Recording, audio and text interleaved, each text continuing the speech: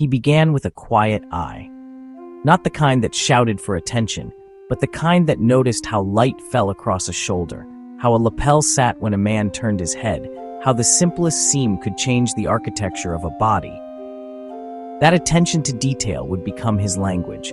That language would, in time, change the way the world dressed. Giorgio Armani was born in a small Italian town, the child of an ordinary family in a country still recovering from war. From the beginning, there was nothing ostentatious about his path. He studied medicine for a short while, a sensible choice on paper, but it was the visual world, the stores, the windows, the clothes themselves, that pulled him. He found work at a department store in Milan, arranging displays. Those early years of shaping fabric and light for a passerby to notice taught him an unspoken grammar of form and space.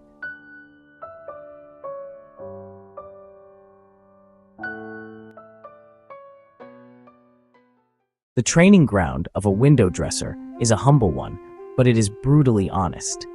There is no hiding behind glossy campaigns. The garment is judged in a single glance by strangers in the street. Armani's compositions learned to read that instant.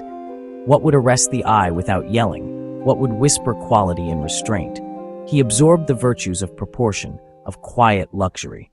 From the department store, he moved into the world of tailoring and design.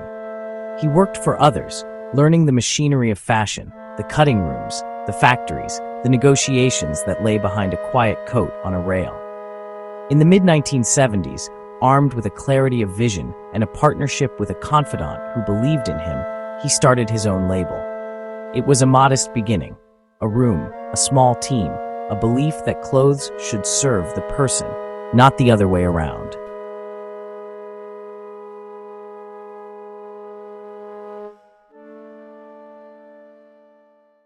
What set Armani apart was his approach to structure.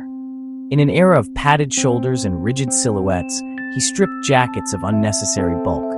He softened the shoulder, removed the lining, and created a new kind of jacket that moved like the body. The effect was revolutionary. Clothes that hinted at form without constricting it, a tailoring that felt relaxed and inherently modern.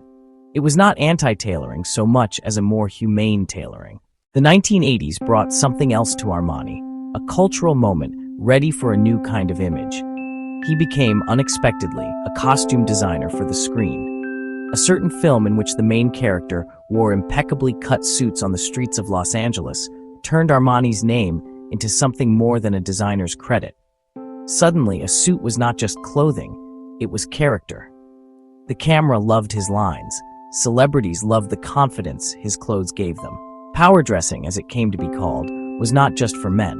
Armani's women's silhouettes, crisp, clean, often in muted palettes, spoke to a new generation of professional women who wanted authority without armor. Armani's genius was not merely in the cut of a jacket, it was in his restraint. He understood color as a tool of temperament, a palette of grays, beiges, blacks, and midnight blues that felt timeless. He introduced the idea that luxury did not need to scream. Instead, it whispered. That whisper was powerful. It carried across runways, across magazines, and into the everyday wardrobes of people who aspired to something quietly refined. But fashion is a business as much as an art, and Armani's lessons on restraint did not stop him from being ambitious where it mattered. He expanded thoughtfully, building a brand ecosystem that touched many facets of life. From haute couture to ready-to-wear, from fragrance counters to interiors, the Armani name began to denote a lifestyle. Licensing became a tool to put that lifestyle within reach without diluting the core sensibility. Sub-brands, each with its own tone and price point, were created so the brand could speak to different people in different places without losing its essential voice. Expansion is a tricky art. It can be the beginning of a brand's flowering or the start of its overreach. Armani steered carefully, using partnerships and selective licensing to ensure the aesthetic remained intact. He also moved into hospitality and design, translating his eye for proportion and texture into spaces, restaurants, hotel lobbies, private residences, where architecture and interior detail could converse. Those projects were not diversions. They were extensions of an idea. How does an environment make a person feel when every surface, every fabric, is considered? Central to the story of Armani is a partnership that was as much personal as professional. In the early days, he found an ally who helped him shape the business side of the dream. Together, they navigated the churn of fashion weeks, buyers, and press. When that partner died, Armani faced a profound personal loss and a business crossroads. Instead of retreating, he doubled down on the quiet discipline that had always driven him. He kept working, kept refining, and allowed the brand to mature into a global house without losing its sense of restraint. A notable element of Armani's career was his understanding of image and media. Clothes for cinema, products in boutiques, campaigns in glossy magazines, each touchpoint became part of a single narrative about modern elegance. Armani did not counterfeit celebrity. He helped define an aspirational archetype, the quietly confident man, the self-possessed woman. He gave the world a uniform for success that felt lived in, not contrived. Of course, the ascent to the top was not without its controversies and missteps. Any empire that grows as far and as fast as Armani's will weather accusations about licensing, about accessibility, about what it means when a name becomes a corporation. But even critics acknowledged something essential about his work. Beneath the brand architecture was a designer who had fundamentally shifted the grammar of taste. Designers would imitate his cuts, retailers would copy his palettes, magazines would echo his vocabulary. Yet imitation did not diminish the original. If anything, it underscored just how influential his voice had become. Behind the scenes, Armani was famously private. He avoided the breathless celebrity of some of his peers, preferring to let the product speak. This discretion was part of his brand, not a marketing tactic, but a genuine temperament. He cultivated a control over his image that kept attention on the clothes and the environments he designed, rather than on his private life. That privacy fed into a mystique, a sense that Armani's clothes were not about spectacle, but about substance. Another strength was his patience with craft. Armani invested in the artisans, the cutters, the seamstresses who turned his sketches into garments that would drape and endure. He treated fashion as accumulated knowledge, an heirloom of technique, reinterpreted each season. Even as factories modernized, he preserved the importance of human skill in tailoring. That commitment made his garments not just fashionable, but long-lasting in look and in quality. This investment in craft paid dividends in surprising ways. When economic cycles turned and the broader luxury market fluctuated, the brand's reputation for quality and timelessness helped it weather storms. Consumers who once bought into a trend left because trends are fleeting. Customers who bought an Armani suit or coat often returned for another in years to come, which is a rare kind of loyalty in an industry obsessed with the new.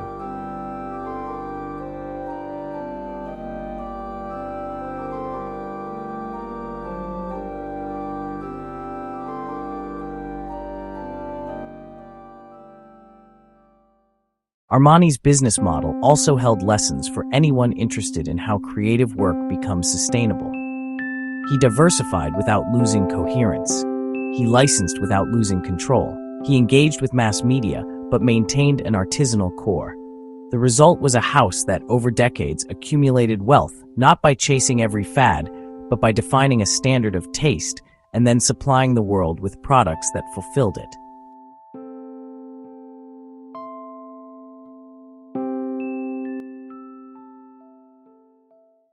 There is a human cost to empire, and Armani's story acknowledges that. The life of a designer who builds a global business is fraught. Long hours, unrelenting seasons, and the pressure of maintaining relevance. Yet Armani appeared to move through that pressure with a sort of minimalist focus. He worked to a rhythm, preferring precision to frenzy, and cultivated teams who could deliver his vision. His management style was exacting, but not capricious. The discipline of an editor shaping a long, complex manuscript.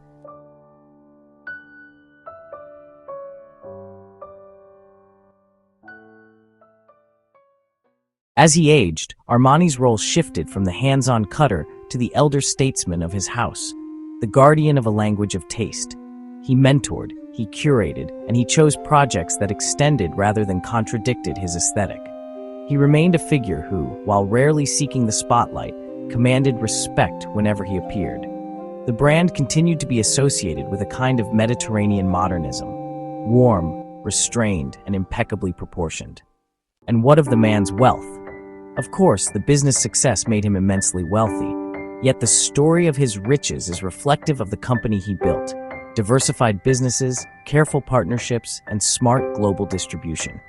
Wealth, in his case, was both a byproduct and a tool, allowing reinvestment in quality, in spaces, and in long-term projects that required patience rather than immediate returns. In the final measure, Giorgio Armani's legacy is visible in wardrobes, in films, in hotel lobbies, and in the quieter confidence of people who choose clothing that supports rather than shouts.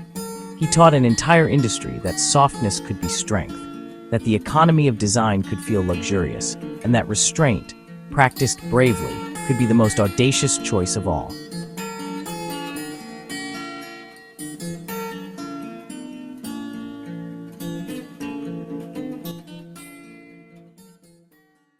His life is a lesson in the power of observation.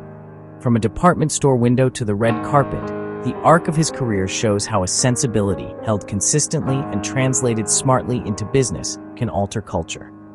Armani's clothes did not promise transformation by spectacle. They promised a calmer, better-fitted life.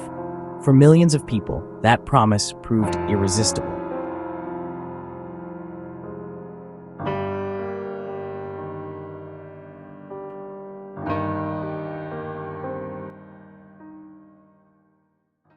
Today, when you see a jacket that seems to float rather than press, when you notice a color that feels like a mood rather than a declaration, you are seeing Armani's descendants in design. The lines he taught the world, understated, precise, humane, continue to guide not just how people dress, but how designers think about the relationship between product and person.